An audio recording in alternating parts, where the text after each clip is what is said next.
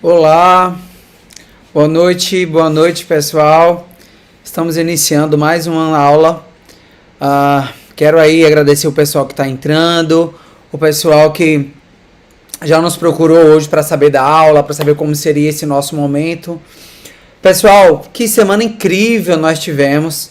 Tivemos uma semana de muito aprendizado, uma semana em que nós podemos compartilhar com vocês um pouco da nossa experiência prática na clínica e na vida dos nossos autistas, né? Então, nosso muito obrigado aí para vocês que nos prestigiaram e que de fato valorizaram esse momento tão importante, porque de fato nós acreditamos que a conscientização vem através do conhecimento, e foi através do conhecimento que nós pensamos em comemorar e produzir essa semana para todos vocês. Então, o nosso muito obrigado a todos vocês que nos acompanharam aqui. Tivemos aí a nossa primeira aula com a professora Luciene.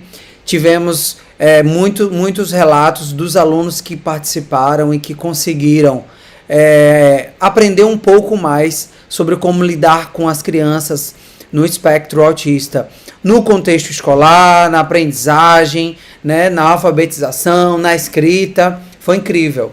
Na terça-feira, nós viajamos aí com o nosso colega, Dr.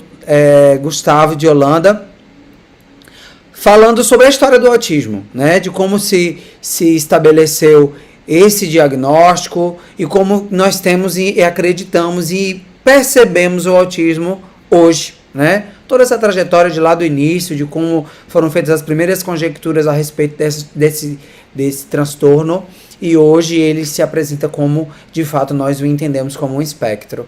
Tivemos a aula de professora Anne sobre estimulação de linguagem, e ontem muitos relatos dos alunos a respeito de como isso faz a diferença para quem lida com esse público, né? Sabemos que nós temos muitas vezes um sistema educacional não muito preparado para lidar com as dificuldades de aprendizagem. Nós sabemos que é muito romântico quando nós falamos de inclusão, mas na prática nós ainda encontramos muitas barreiras. E ontem nós podemos falar um pouco sobre como estimular essa linguagem, inclusive no contexto educacional e nos contextos em que essa criança se insere. Então, essa semana está sendo maravilhosa. Nós conseguimos ter um número exponente de participantes. O nosso muito obrigado para você que, de fato, entrou com sede de aprender. E essa era a nossa meta. De novo, o nosso muito obrigado. E hoje, não menos importante, mas a nossa última aula é justamente para falar sobre comportamento, né? Sobre como manejar, como lidar com os nossos alunos, os nossos aprendizes, com uma dificuldade em entender que tipo de comportamento ele precisa emitir para estar adequado, né? Quando nós pensamos aí no espectro, há de fato uma dificuldade de percepção do outro, de cognição social, de entender o que é exigido como regra social para que ele imite um comportamento, e na maioria das vezes, ou em parte deles, nós temos um comportamento inadequado. Tão inadequado que chega a ser um comportamento problema. Quando nós temos aí birras, quando nós temos recusas, quando nós temos uma dificuldade de lidar com todo esse preparo para que essa criança esteja inserida no seu contexto. E aí, quando eu falo de criança, eu também me refiro a bebês, eu me refiro a sujeitos, adolescentes, adultos, que muitas das vezes têm dificuldade de entender como se comportar. Então eu queria aí agradecer o pessoal que está entrando. Boa noite, pessoal. Vamos já iniciar a nossa aula já na nossa temática de hoje.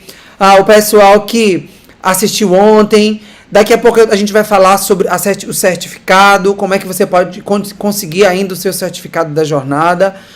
O pessoal que assistiu a aula de ontem tem falado que foi maravilhoso. O pessoal da Secretaria de Jaboatão, muito obrigado, gente. Boa noite. Vamos chegando porque estamos aí prontos para falar sobre essa temática que é tão importante quando nós falamos em lidar com o sujeito no espectro autista. Então, manejo de comportamento problema. E, Ítalo, o que você quer dizer quando você fala disso? Pessoal, de fato, um processo de socialização com um sujeito que tem uma dificuldade de lidar com o outro, de entender regras sociais, ele é um processo mais difícil. Ele é um processo em que exige um manejo e que exige uma intervenção e muitas das vezes uma mediação mais intensa por parte daquele que quer estimular essa criança, ou esse adolescente, ou esse adulto, que de fato apresenta certa dificuldade, seja ela mínima, moderada ou mais grave, em entender as regras sociais, em entender o outro, em entender o que o outro expressa, não só por palavras em que muitas das vezes há uma dificuldade de compreensão, mas também por todo o comportamento social. Todo um comportamento em que o sujeito ele tem dificuldade muitas vezes até de entender o que o outro diz pelas expressões, pelo olhar, né? Então, é aqui esse nosso espaço de hoje, a oportunidade para entender como lidar com um comportamento inadequado. Quantos de nós aqui já vivenciamos, né? E aí, vale também falar que gerenciar emoções não é tão fácil. Independente de termos um transtorno ou termos um diagnóstico ou entendemos que o sujeito se enquadra dentro de alguma dificuldade, gerenciar a emoção não é tão simples, né? Então, quando nós falamos aí, e nós da psicologia nos debruçamos a falar sobre isso, e para quem não sabe sobre o nosso espaço, nós somos do CEAN, nós somos um centro que cuida de crianças e adolescentes com dificuldades no desenvolvimento.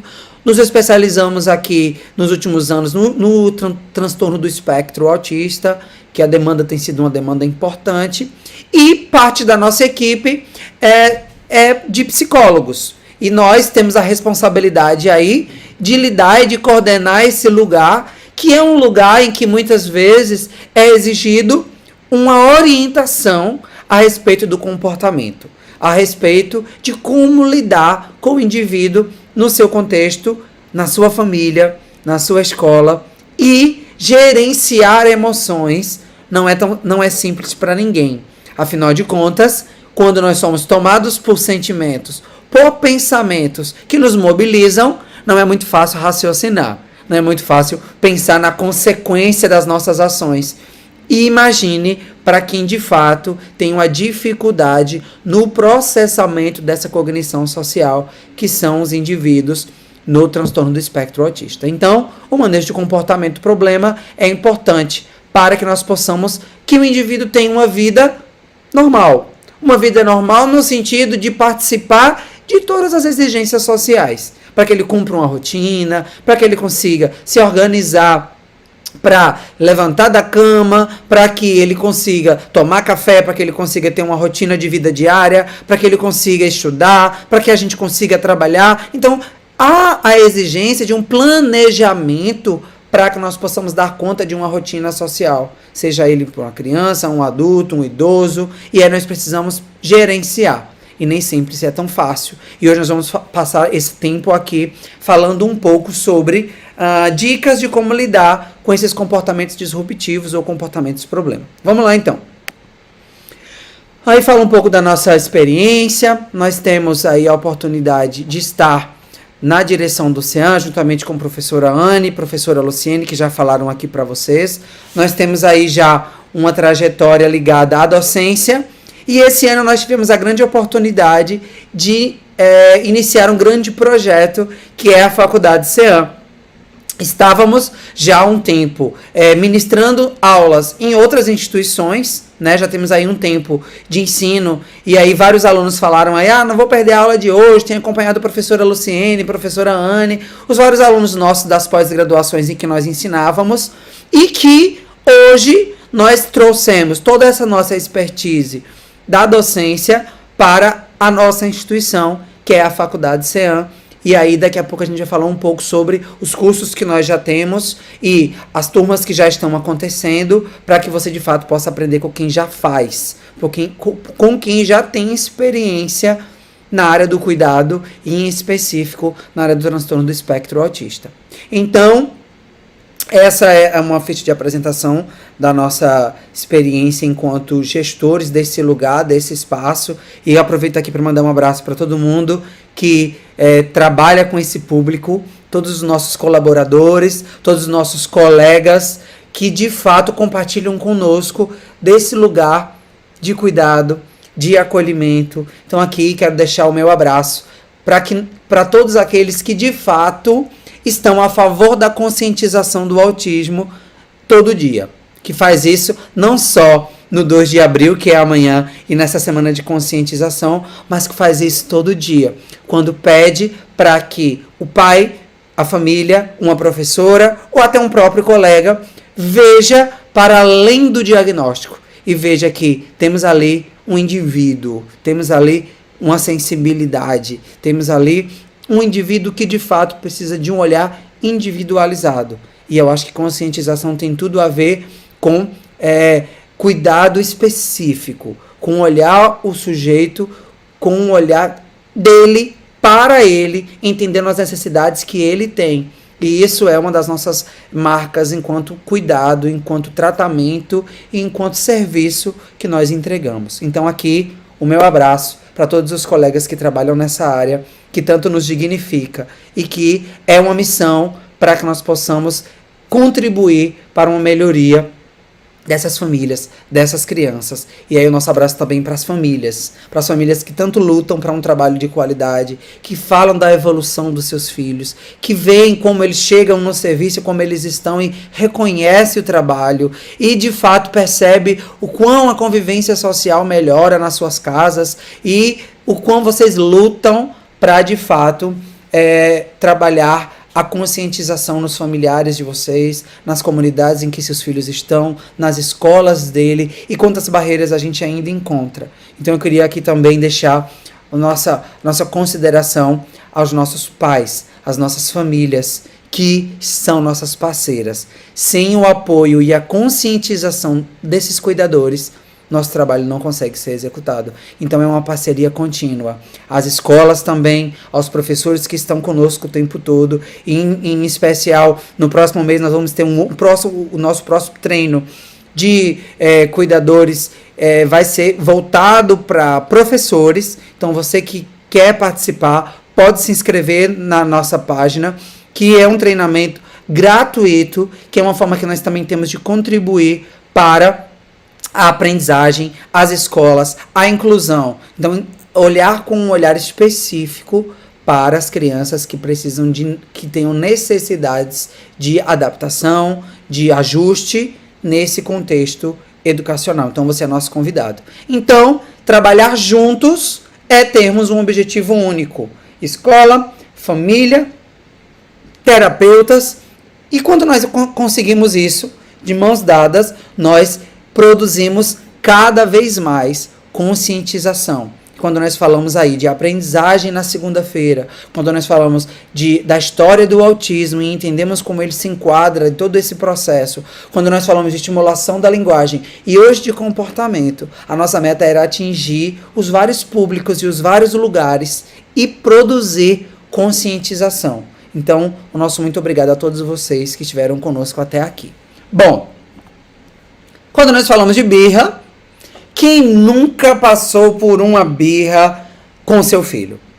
Quem nunca esteve no shopping e seu filho de fato quis algo que não foi lhe permitido acesso, ou você já vinha avisando ele de casa, olha, mamãe não vai comprar isso hoje, papai não pode levar. E quando entrou na loja, teve aquela velha birra, aquele velho comportamento disruptivo que tantos pais relatam vergonha, né? Então, o olhar dos outros sobre o pai, a mãe, o cuidador que está com aquela criança sempre não tem pai essa criança não, essa mãe não educa, esse pai não dá limite.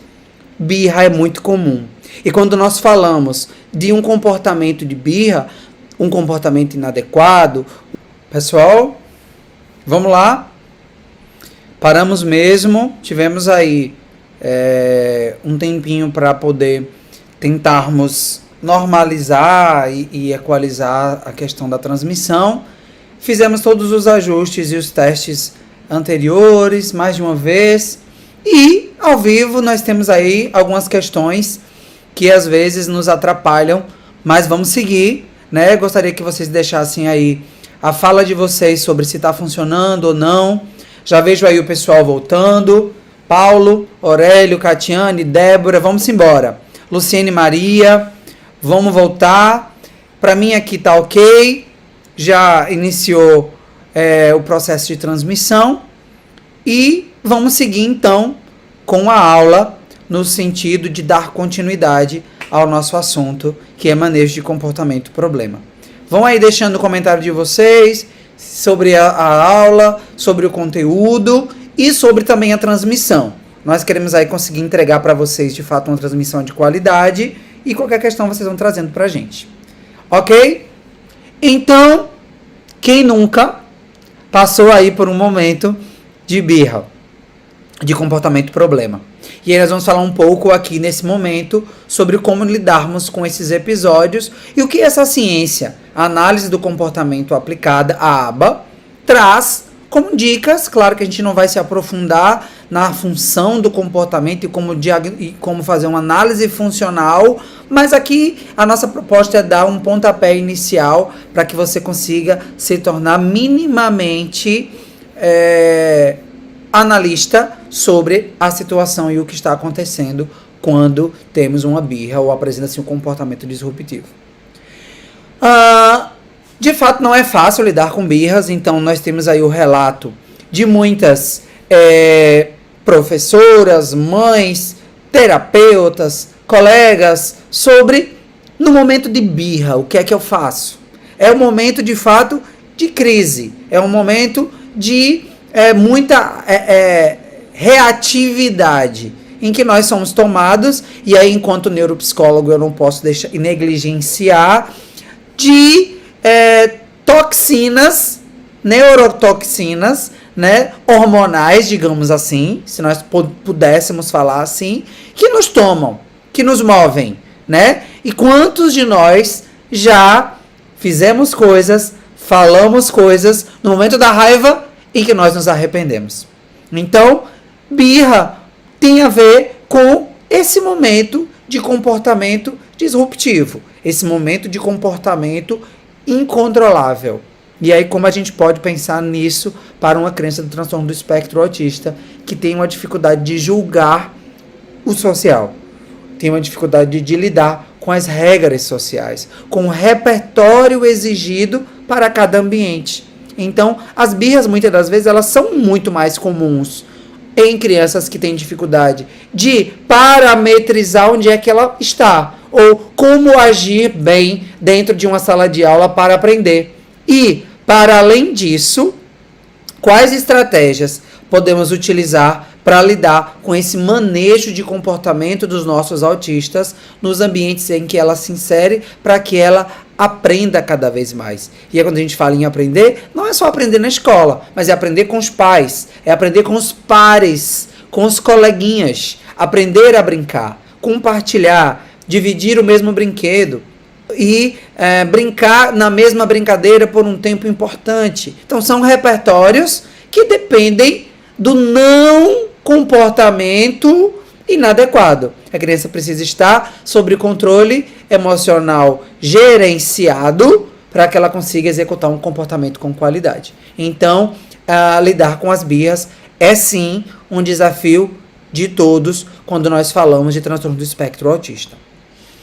São comportamentos autoagressivos ou heteroagressivos, de oposição e de enfrentamento, em que as crianças ficam muito agitadas e parecem não demonstrar nenhuma consideração por objetos ou pessoas. E aí tem a ver com o processamento da informação, tem a ver com toda a emissão de comportamento e padrão de comportamento em que essa criança construiu ao longo da sua história de reforçadores para que ela atinja seus objetivos. E, pessoal, Quem nunca foi controlado pelo seu bebê?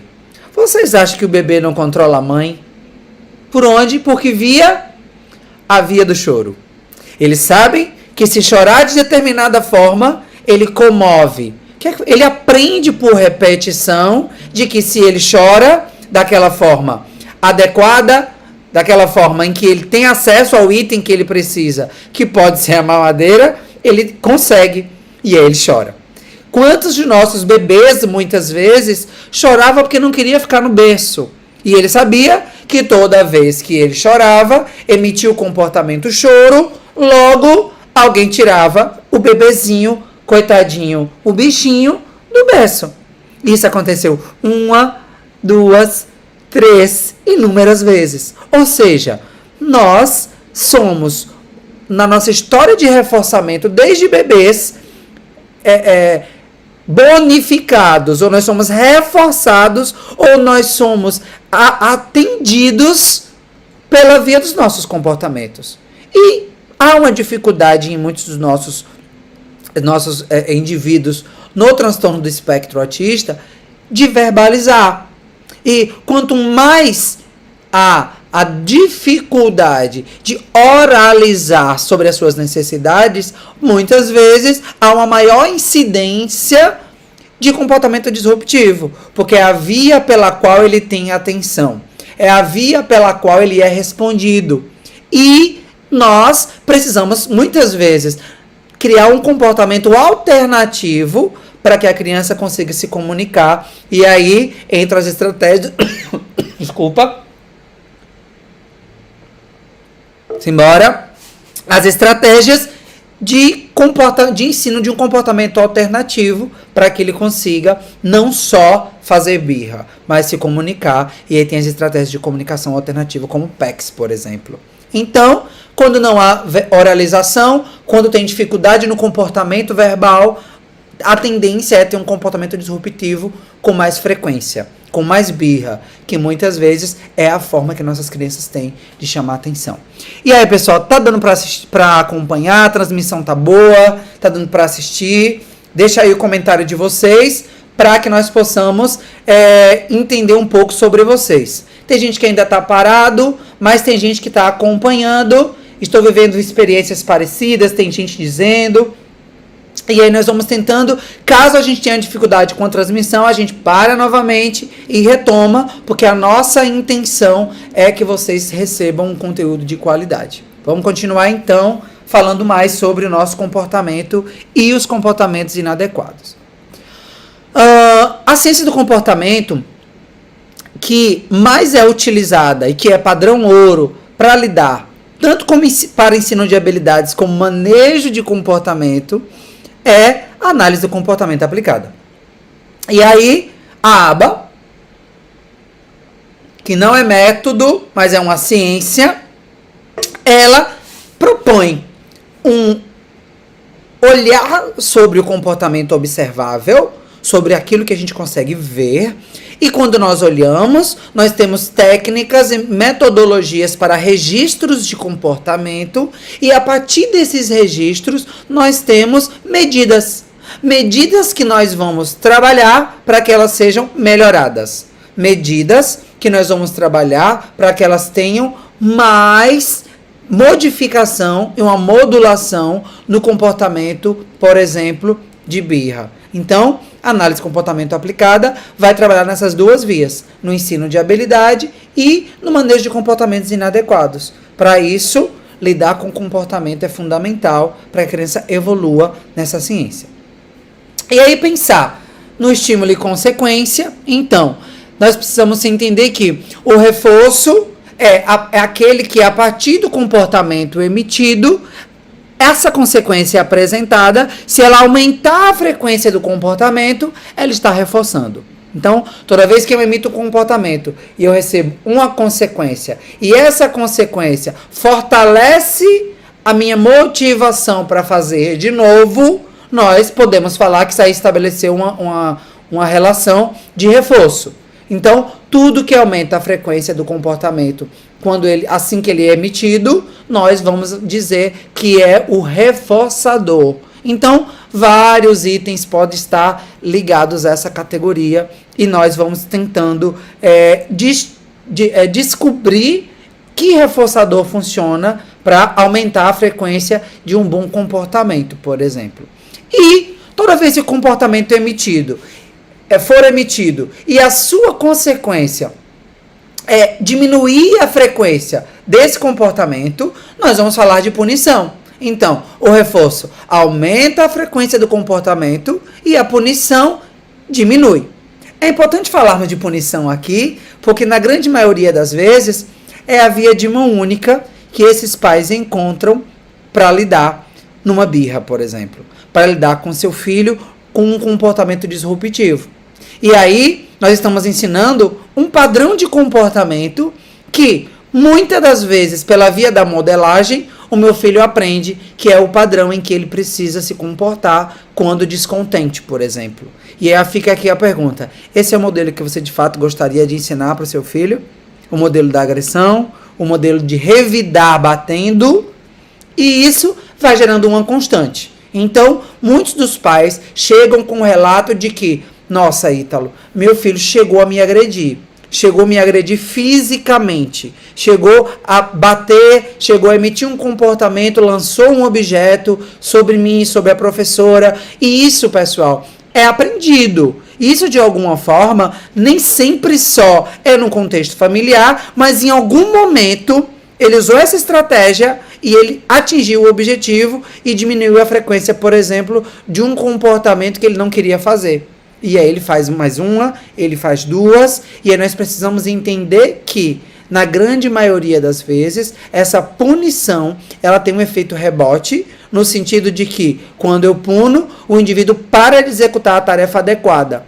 E aí, esse sujeito, quando não faz o que quer, ele vai fazer de novo, por essa via, para que ele se esquive, por exemplo, de uma tarefa escolar.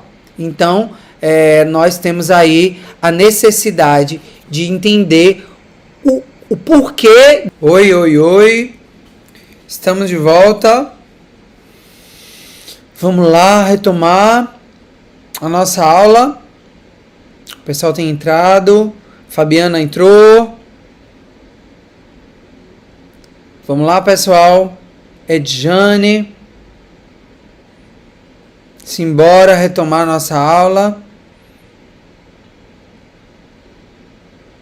Débora, Suane, vamos lá. Muito bom estar com vocês. Lembrando que hoje é o nosso 4º dia de jornada e nós temos a oportunidade de trabalhar uma temática que para nós é tão importante, que é a conscientização do transtorno do espectro autista. Então, que bom que vocês voltaram. Que bom. Vamos lá. Animados aí para retomarmos o nosso assunto. Então, o manejo da birra se dá quando nós pensamos o porquê ele está fazendo isso ou o porquê ele está fazendo aquilo. Pessoal, nenhum comportamento acontece do nada. É muito comum nós ouvirmos da família, do professor ou de quem vivenciou a birra a seguinte frase: de repente ele me mordeu. De repente ele me chutou ou arremessou o objeto. Sempre haverá um comportamento anterior ou uma história de reforçamentos, história de experiências em que ele aprendeu que dessa forma é o comportamento a ser utilizado naquela hora. E ele julgou assim e emitiu o comportamento. Então, sempre haverá uma função. Então, é necessário questionar-se sempre sobre qual a função do comportamento emitido. Qual o propósito que o comportamento. E aí eu faço um convite a vocês a estudarem sobre análise do comportamento. Né? Nós, enquanto estudiosos dessa área já há um tempo, né, temos aí uma experiência relacionada à orientação de equipes e do trabalho voltado com análise do comportamento aplicada. Temos agora a oportunidade de abrirmos a oportunidade de ensinar, a oportunidade de termos um espaço para discutir sobre como ser um bom analista, sobre a a oportunidade mesmo, e eu não vejo outra palavra para utilizar, de poder ser bom quando há a ausência da possibilidade de aprendizado, porque a criança está dando uma birra. E aí um bom analista é aquele que consegue analisar a função desse comportamento. E aí aqui a gente vai falar de algumas dessas funções para que em algum momento você consiga analisar qual a função do comportamento naquele momento. Então, tenha sempre em mente, esses comportamentos inadequados vão ocorrer por algum motivo e tenha sempre uma função. Se vocês saírem daqui hoje guardando esse conceito, já ganhei minha noite. No sentido de que nenhum comportamento acontece do nada. Sempre existe uma função para esse comportamento. Estava tudo bem, de repente meu filho começou a chorar, do nada. Meu filho do nada começou a gritar, a ficar nervoso, a se jogar, a correr. Pessoal, do nada é muito recorrente na fala das pessoas que vêm nos explicar como se deu a birra, como se deu o comportamento inadequado. Lembrando que todo comportamento tem uma função, todo comportamento tem um propósito que alicia aquela resposta. Então nós vamos pensar sobre algumas dessas funções aqui.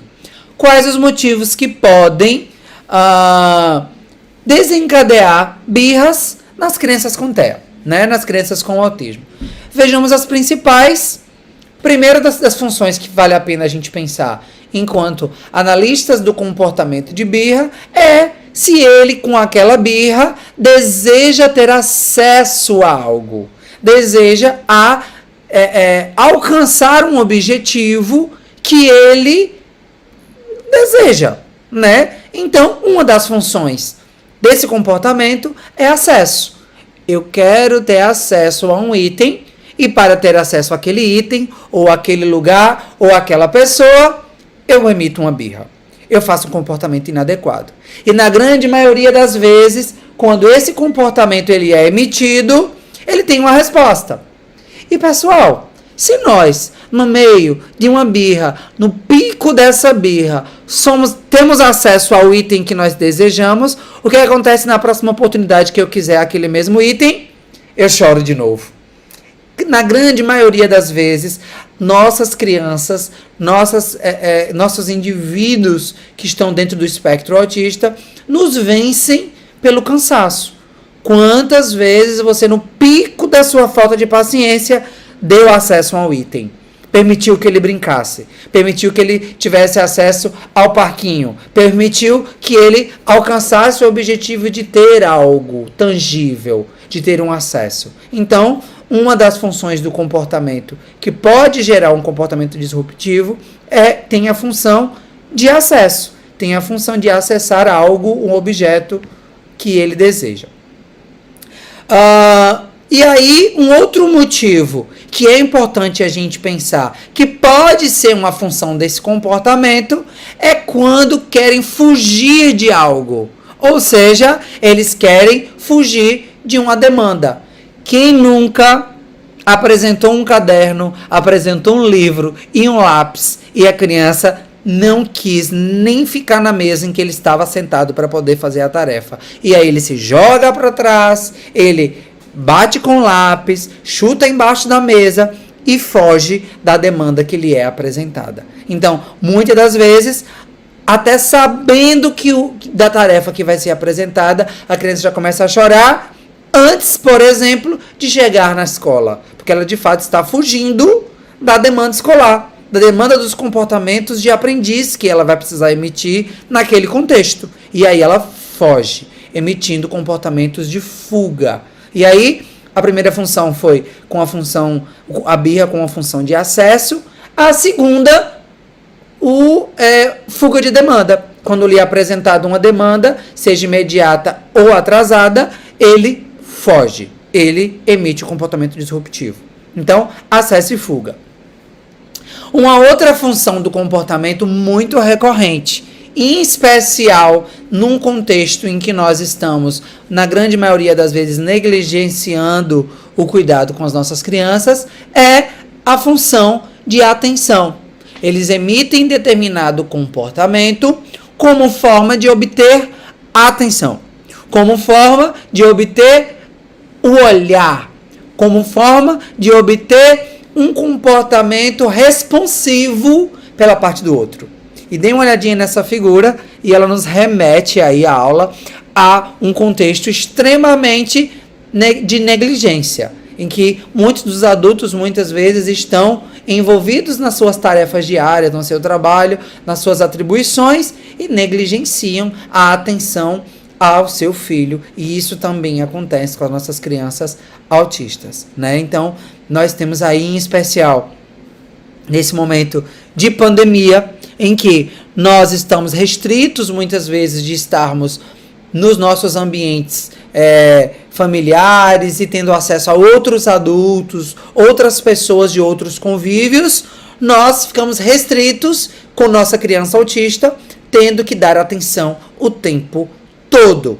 E grande parte do comportamento que eles emitem de birra, de raiva, de não querer fazer, de jogar, de gritar, é para chamar a atenção. Então nós falamos até aqui da função de acesso, da função de fuga de demanda e da função de atenção, que é comum para que elas consigam o olhar do outro. Então, vamos pensar aqui num exemplo.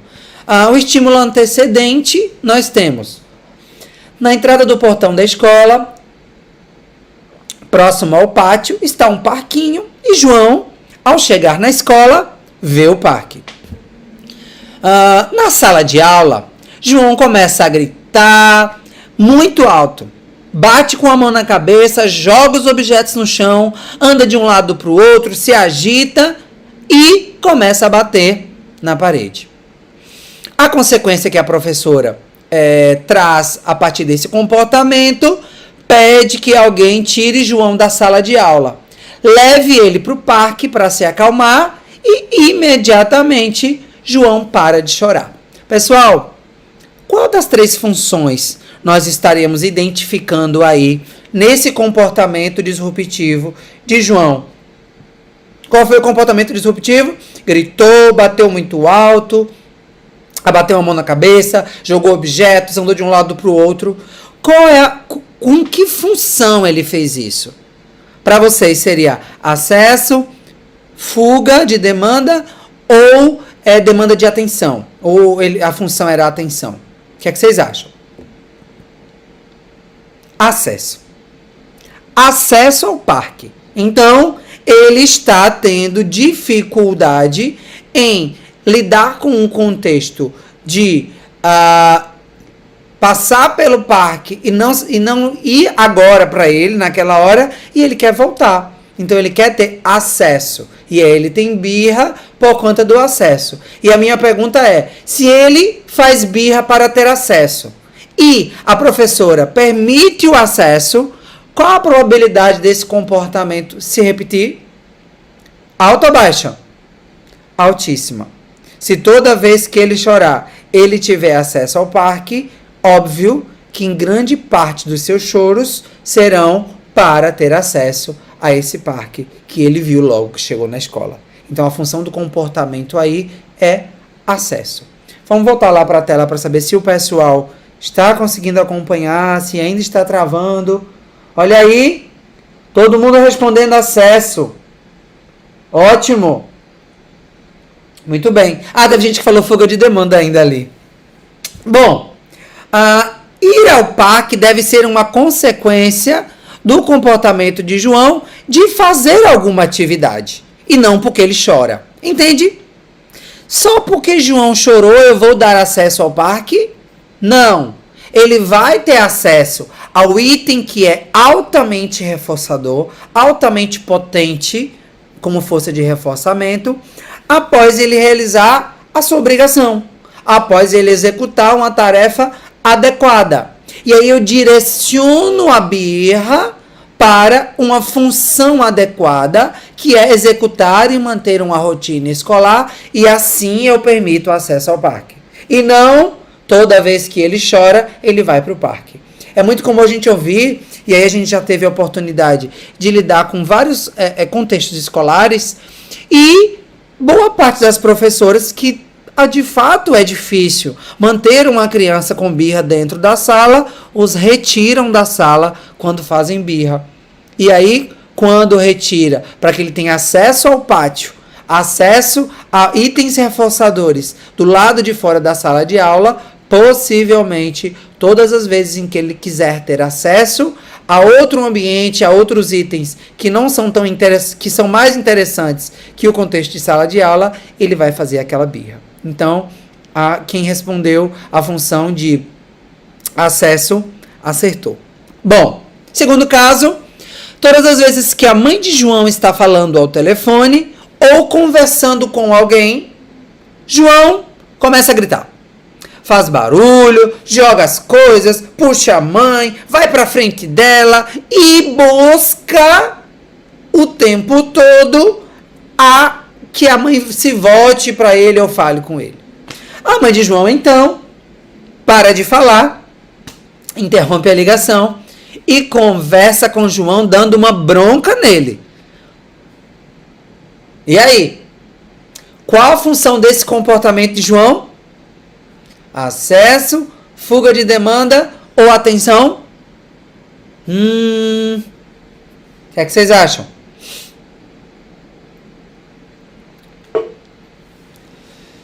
Tem gente dizendo acalmá-lo para reverter esse comportamento é importante. Se ele não para com a birra, o que é que eu faço? O PAC precisa ser o reforçador. Muito bem. Gente, quando a gente fala de na hora dessa birra, o que é que eu faço? A gente não pode dar acesso ao item reforçador no meio da birra, ok? Mas eu posso conduzir a criança para outras atividades, que não seja essa altamente reforçadora, mas que ele tenha acesso a outras atividades naquele contexto, que não seja acesso ao item principal. Então, eu tento conduzir. E assim que esse comportamento, ou a curva do comportamento disruptivo, começa a diminuir, eu começo a demonstrar que ele pode ter acesso. E aí a gente vai modulando um comportamento inadequado para que ele tenha um bom comportamento, pare de chorar e tenha acesso ao reforçador quando ele executar uma demanda. Para que ele já parei, eu só terei acesso ao item reforçador quando eu emitir um comportamento inadequado. E nós temos aí uma função relacionada a ele ter acesso ao item reforçador, que é o parque, que é diferente de toda vez que ele chorar, ele sair. Gente, falávamos sobre a mãe dele, né? A mãe de João, que no meio de uma ligação, ele puxa a saia, ele cospe, demanda de atenção, né, pessoal? A função desse comportamento nada mais é do que ter a atenção da mãe, ter acesso à mãe. Ítalo, mas a mãe, como consequência, ela deu uma bronca nele. Menino, me deixa, eu conversando com sua tia, vai fazer não sei o quê, pare. Ela deu atenção para João? Sim ou não? O que é que vocês acham? A tendência de João a chamar a mãe novamente no meio de uma conversa, ela é grande ou ela é fraca? A tendência dele fazer isso de novo, ela é altamente provável, porque João conseguiu o que ele queria, que era a atenção da mãe. Então, a tendência nesse momento, quando há a função de atenção, é, de fato, não dar atenção. Veja, quando nós falamos muitas vezes isso para o pai, Ítalo, mas eu nem falei com ele. Gente, o fato de você só olhar para a sua criança, tirar o olhar, por exemplo, da direção de determinado objeto, para olhar para ela, você já forneceu atenção e já fortaleceu o comportamento inadequado. Então, quando sendo a função de atenção, retire toda a atenção. Tenha cuidado com a criança para que ela não se machuque, né? Então, você não vai negligenciar a criança e deixar ela se jogar, se bater, se machucar. Tenha atenção na criança. Então, cuidado para ela não bater a cabeça, dar o mínimo de atenção possível, se não tendo um comportamento disruptivo, autolesivo, plena falta de atenção nesse momento. Quando ela parou de emitir o comportamento inadequado, entra o seu modelo de atenção positiva, reforçando e dando um modelo de que ele não precisa gritar, nem bater, nem chorar para que você dê atenção. Você vai dar atenção no momento em que ele, de fato, tem um comportamento adequado. E aí você aumenta a possibilidade de que ele tem um comportamento adequado, logo tenho a atenção da minha mãe. Eu não preciso chorar. Ou eu posso pedir de forma adequada e tenho a atenção da minha mãe. Então, a gente precisa pensar que tipo de comportamento, que tipo de consequência eu vou apresentar a partir da função do comportamento em que a criança emitir naquele momento. Ok? Caso 3. João está na sala de aula, a professora apresenta uma atividade. João fica nervosíssimo. Joga a atividade no chão, rabisca, faz birra, aperreia o amigo da frente. A professora, então, retira a atividade de João. E João fica sem aquela atividade apresentada na sua forma ali, em cima da cadeira. Qual é a função do comportamento, então, pessoal? Fuga. Fuga de demanda da atividade escolar. Então, em muitos dos casos em que há fuga de demanda, nós precisamos pensar o porquê ele está fugindo da demanda, né? Então, ver se de fato a demanda está sendo de forma adequada para o funcionamento daquela criança. Se apresentar uma tarefa fácil demais, ou se apresentar uma tarefa com nível muito elevado, a probabilidade da criança emitir uma fuga, ela é muito alta. Então, verifique se a atividade proposta ela é adequada para o funcionamento daquela criança naquele contexto. Observe a demanda da criança. Será que a forma que eu estou apresentando é a melhor? Será que a criança já consegue fazer essa demanda num contexto, por exemplo, de mesinha? Será que é nesse jeito que eu tenho que apresentar para ela? Ou, se eu baixar o nível da demanda, ela executa? Então, é pensar na forma que eu estou apresentando aquela demanda. E, muitas das vezes, na grande maioria das vezes, ou em todas, quando possível, sustentar a demanda, mesmo que com apoio.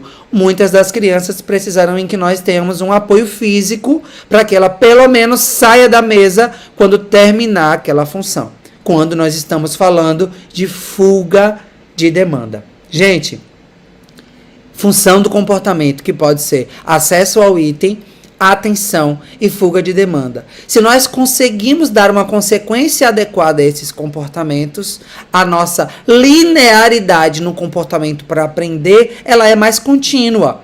Lembra que eu falei no começo que quanto menos comportamento disruptivo, mais oportunidade de aprendizagem? Então, como bons analistas que nós precisamos ser, para lidar com a aprendizagem de crianças com déficits, nós vamos precisar pensar sempre na função do comportamento. E não esqueçam que nenhum comportamento acontece do nada. Sempre existe uma função que foi fortalecida e aprendida por uma história de reforçamentos e que esse indivíduo testou, emitiu e conseguiu êxito no que ele queria. Ok? Então, comportamento de chorar tem uma consequência satisfatória. Ganhando o sorvete, logo, todas as vezes que ele quiser ter acesso a esse sorvete, ele vai fazer o quê? Ele vai pedir, ele vai dizer, por favor, mamãe, me dê o sorvete. Não, ele vai chorar. Porque ele sabe que se chorando, ele consegue. E a grande maioria das vezes, acontece o acesso ao item no momento de maior emissão de birra. No pico da curva, e aí a mãe não aguentando mais. Vai. E dá acesso ao item. E aí a criança aprende que ela precisa chorar muito para ter acesso ao item. E quando se tendo acesso a esse item no pico da birra, ele vai emitir esse comportamento com mais frequência e mais vezes. Então, vocês, enquanto analistas, podem estar pensando que formas, quais estratégias, qual é o plano comportamental que eu vou precisar construir, e aí sob supervisão de algum analista, para que eu consiga diminuir as barreiras de aprendizagem ou os comportamentos disruptivos para que a minha criança aprenda mais, com mais qualidade, tá? E é importante pensar também que as crianças aprendem por modelagem. Pessoal, dê uma olhada aí nessa figura quando nós falamos sobre aprender e nessa era em que nós temos muito acesso às telas e aí muita permissão no sentido de que as crianças passem tempos consideráveis de acesso às telas, nós oportunizamos cada vez a interação, a aprendizagem social, a aprendizagem de um repertório social e restringimos apenas o contato indivíduo-tela. Isso faz com que essas habilidades ficam cada vez mais pobres. E quantos de nós nos pegamos aí que a criança tenha, por exemplo, a necessidade de fazer uma birra para ter a nossa atenção, né? Então, eles aprendem com você. As crianças aprendem olhando, elas aprendem assistindo. Quem aqui já se deparou com seu filho falando ipsis litteris, igualzinho o que ele assistiu no vídeo, né? Então, eles aprendem por repetição, eles aprendem por modelagem, eles olham e repetem. Então, dê um bom exemplo. O exemplo positivo, ele é importante. E aí, daquela parábola dos limões eu faço uma boa limonada, a pandemia acaba sendo uma boa oportunidade para que você possa ficar mais com seus filhos, dando um modelo positivo de afeto, dando um modelo adequado de atenção, brincando com um item que de fato é interessante para ele, e não que ele fique o tempo todo com você na sala assistindo só o que você gosta, né? Então, eles aprendem por modelagem e o nosso modelo enquanto aqueles que vão ensinar, ele é um modelo importante. Tem gente aí aprendendo, digam aí o que vocês estão achando até aqui, tem dúvidas, deixem aí a fala de vocês, cada um tem uma forma de chamar a atenção, uns choram, outros fazem gritos. Mari está dizendo, de fato é um retrato da família atual, verdade. E aí, pessoal, eu abro aqui um parênteses para falar sobre como, enquanto profissionais, eu consigo ser um bom analista para orientar essa família, para dar um bom modelo de aprendizagem, né? E como eu, enquanto pessoa que vai intervir com essas crianças, consigo construir um plano comportamental, por exemplo, adequado. E aí você precisa se tornar um analista do comportamento. E aí você me pergunta, Ítalo, o que é que eu faço para me tornar um analista? Bom, tem algumas oportunidades para que você que quer operar nessa ciência. Hoje, nós, enquanto instituição de análise do comportamento que propomos, temos algumas oportunidades para você que quer ser um bom analista. 3 opções. A primeira delas é o curso de acompanhante terapêutico. O que você vai aprender no curso de acompanhante terapêutico? Você vai estar aprendendo da tecnologia da ciência ABA para que você possa ser um aplicador supervisionado dessa ciência nos contextos que você estiver inserido. Então, o curso de extensão em acompanhante terapêutico vai te dar a oportunidade de operar sobre a aba, de utilizar do conceito da aba para mediar a aprendizagem e manejar comportamento orientado pela equipe nos contextos domiciliar e escolar. Pessoal, e esse curso de 60 horas é um curso que você termina em 2 meses. Então, em 2 meses, você se torna um acompanhante terapêutico, contratado muitas vezes pelas famílias, pelas clínicas, pelo plano de saúde, pela escola, para que você possa mediar essa aprendizagem pelo olhar da análise do comportamento aplicada. Ok? Então, essa é a primeira opção. A segunda opção é o curso de aplicador ABA. Nós não estamos ainda com as vagas abertas para esse curso, mas muito em breve nós vamos lançar aqui o nosso curso de formação de aplicador ABA, que diferente do AT, que estará num contexto mais naturalístico, o aplicador ABA, em muitas das vezes, vai estar num ambiente mais controlado, num ambiente clínico, por exemplo. E aí, lhe é exigido um controle maior de variáveis, um controle maior sobre as possibilidades de aplicação dos tipos de ensino, que pode ser mais natural, que pode ser mais em tentativas discretas. Mas o aplicador ABA é uma segunda opção para quem vai trabalhar com análise do comportamento aplicada. E para quem já passou desses níveis ou quer dar o primeiro passo em direção a se tornar um analista do comportamento após graduação em ABA. Então, nós temos alguns relatos de alunos já, inclusive, de que depois que iniciaram, e aí nós, enquanto docentes, já estamos formando aí a segunda turma de análise do comportamento aplicado. Nós já estamos no 4º módulo da segunda turma dessa turma de análise do comportamento, e nossa proposta é entregar aí analistas que consigam raciocinar sobre que tipo de ensino, que tipo de programa, quais estratégias de curto, médio, longo prazo eu vou estabelecer para essa criança e ajudar equipes, ajudar aplicadores. Então, junto com a supervisão, auxiliar equipes enquanto analistas para aplicar análise do comportamento nos seus contextos em que ele estiver inserido. Seja ele clínico, escolar, com a família, gerenciando equipes. Essa é uma das tarefas de um analista do comportamento que tem pós-graduação em ABA. Bom, o pessoal aí tem falado sobre os comportamentos, as birras, a palestra está ótima. O aplicador ABA precisa de graduação? Veja, a análise do comportamento aplicado é uma ciência que precisa ser tecnológica. Ou seja, qualquer indivíduo, se treinado para aplicar o programa, ele pode aplicar. De fato, não é obrigado ter graduação para ser um aplicador ABA. Se aprendendo, ele pode aplicar. O que acontece na maioria das vezes é que no curso de extensão a formação é voltada para profissionais da área de saúde e educação que vão ser, na grande maioria das vezes, contratado por uma equipe, contratado por uma clínica ou por uma escola, para que ele possa, a partir de uma equipe de saúde ou de analistas, aplicar essa ciência. Então, é importante que para que tenha o curso de aplicação ABA, se tenha uma graduação no sentido de ter a completude do serviço ou poder executar o serviço junto de uma equipe de saúde.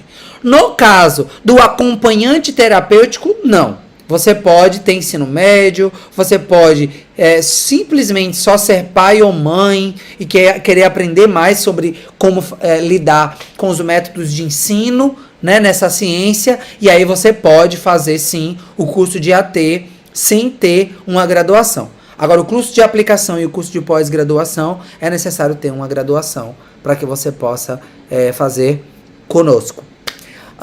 Vamos seguir com a aula, estamos quase terminando. Estão gostando? Deixem aí a opinião de vocês sobre a aula.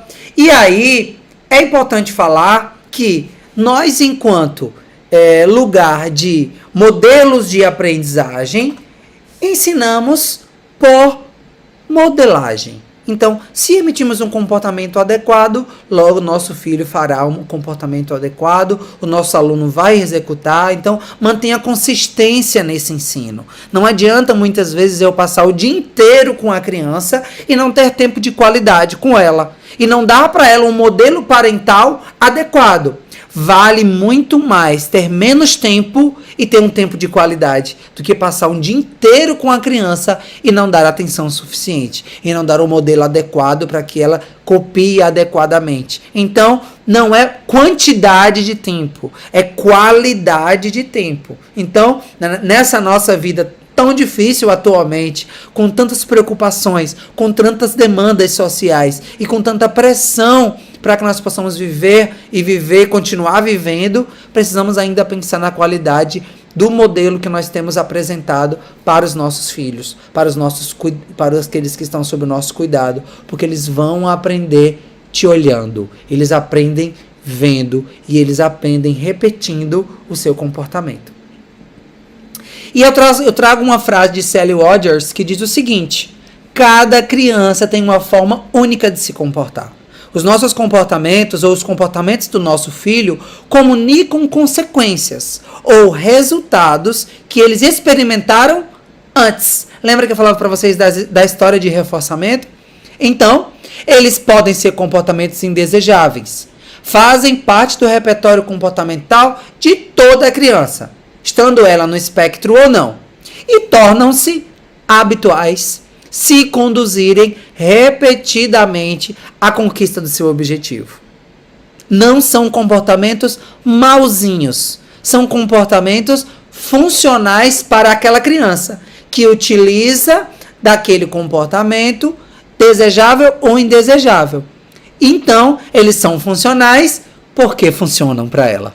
Então, nós, enquanto pensantes sobre o processo daquela criança, e aí vale a pena pensar quem é o adulto dessa relação, quem é o sujeito que precisa manejar a raiva para não dar um modelo adequado, porque se essa criança aprende esse modelo, ela possivelmente, em grande maioria das vezes, a grande probabilidade é que ela repita o comportamento inadequado e modele com uma birra, uma agressão, uma autoagressão pelo que ela aprende. Então, o meu convite para vocês é que vocês reforcem um modelo adequado, né? Nós temos aí muitas vezes a dificuldade hoje de ter contato físico, né? Estamos aí em meio de uma pandemia, mas dos nossos entes queridos nós ainda podemos chegar perto, abraçar, estar próximo, ter um olhar adequado, ouvir. Então, para nós é uma grande oportunidade de repetir um modelo adequado de afeto, de atenção, de qualidade. Então fica aqui o meu convite para que você melhore o repertório dos seus alunos, do seu aprendiz no TEA, na análise do comportamento aplicada do seu filho, emita bons comportamentos. E aí, como forma de incentivá-los e reforçá-los no modelo adequado, nós vamos dar acesso ao certificado da jornada para quem printar pelo menos 3 das telas em que nós expusemos ao longo das aulas. Ah, mas era 4. Veja, teve gente que não conseguiu uma palestra. Então a gente tem uma tolerância de uma palestra para que você emita ou envie para o nosso e-mail 3 prints de 3 telas que nós disponibilizamos ao longo dessa semana, e com esse e-mail você vai ter acesso ao seu certificado da jornada da Semana do Autismo. Então, printe a tela. A imagem para o print é a imagem que a gente vai colocar para que você possa printar e emitir no seu e-mail, para que você tenha acesso a esse reforçador, que é o certificado de capacitação dessa semana incrível que nós tivemos aqui. E, gente, nós temos ainda novidades para vocês, porque nós estamos lançando, a partir de amanhã, o quê? A nossa pós-graduação em transtorno do espectro autista. Pós-graduação em TEA. Você que precisa entender como lidar com as demandas desse público. Pessoal, como as nossas aulas já trouxeram aqui, e na terça-feira, quem teve a oportunidade de acompanhar o histórico de como essa patologia evoluiu, de fato, hoje o autismo já é uma questão de saúde pública. Há uma epidemia de autismo no sentido da frequência em que os casos têm aparecido, e capacitar-se para lidar com esse público ela é importante. E aí, pessoal, eu sou suspeita para dizer, mas nós pensamos numa grade muito específica, baseado no que a gente vivencia. Nós lidamos com transtornos do desenvolvimento quase há mais ou menos uma década, enquanto terapeutas no CEAM, e nos fez entender um pouco sobre como eles funcionam, o que melhor serviria para esse tratamento, como ele desenvolve e podemos alcançar as dificuldades dessa criança. E essa grade veio recheada de conteúdo e com especialistas nessa área, para que você possa, de fato, ser um especialista em transtorno do espectro autista. Então, amanhã nós estaremos lançando a nossa pós-graduação em TEA. E para você que conseguiu, que vai fazer sua matrícula e nos acompanhou, você vai ter desconto na sua matrícula dessa pós de TEA. E amanhã nós vamos ter a promoção de uma bolsa integral desse curso, que vai ser sorteado na próxima semana. Então, no post de lançamento do nosso curso, da nossa pós-graduação, tem lá as regras que você pode utilizar para que você possa ter concorrer a uma bolsa integral da nossa pós-graduação do transtorno do espectro autista. E agora a imagem para que você possa printar. 5º dia, estou online, quero o meu desconto na matrícula de pós de TEA, e você pode apresentar essa imagem no ato da sua matrícula e você vai ter desconto para você que está interessado na nossa pós de TEA, que nós vamos lançar amanhã. Então, amanhã nós vamos lançar e vamos ter a oportunidade de entender mais sobre transtorno do espectro autista. Ok, pessoal? Não esqueçam de participar lá da promoção e nos acompanhar agora para os nossos finalmente. Então, agradecer a todos vocês que nos acompanharam. Amanhã tem uma live incrível com todos os professores que participaram dessa semana e que nós vamos, dos 3 professores que estão no CEAM, e nós vamos discutir como foi essa semana, vamos lançar a nossa pós de TEA, vamos falar sobre todas as questões que estão ligadas a essa conscientização e, para além disso, o trabalho de qualidade com esse público que para nós é tão importante e que nos faz seguir na missão de aprender cada vez mais, de difundir conhecimento, porque não há outra forma senão para a conscientização, senão pela via da educação. E nós acreditamos nisso. Então, amanhã nós temos live.